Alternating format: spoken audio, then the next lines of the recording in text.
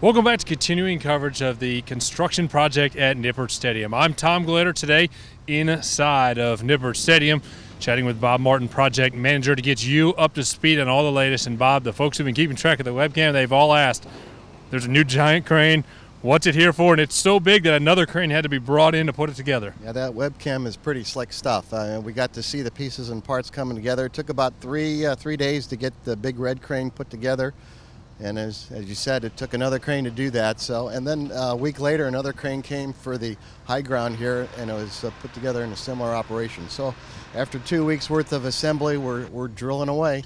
The key to the big one that everybody sees, that the base of it is on field level here at Nippert, is that it's handling a lot of the heavy lifting and maybe helping them out get some of the pieces down to where they're drilling. Right. The field had to be layered with some crane matting for the heavy loads so we don't crush everything that's underground.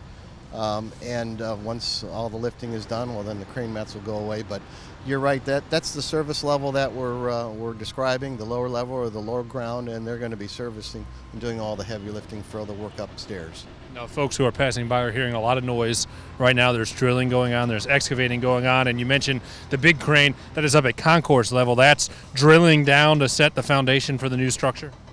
Right, we have 24 lines of columns that need to be drilled.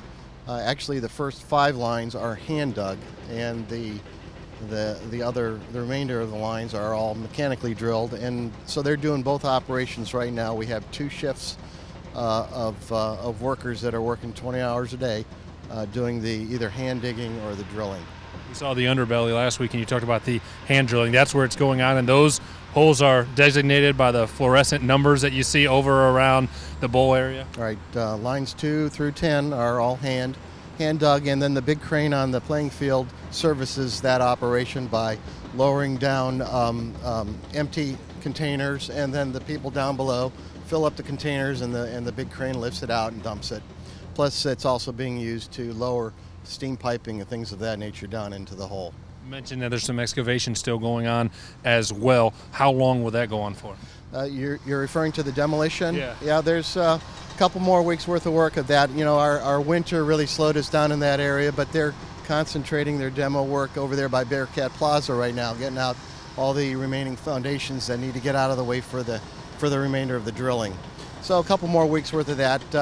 We really need the space, so we're hopeful that they complete their work as soon as possible, and no more bad weather holds us up. I'm sure the whole crew is hoping for warmer days. The sun is out today, so it looks beautiful, but in the 20s. Now, as we look forward to the next few weeks and the spring temperatures come around, where is the next major step and the most progress coming?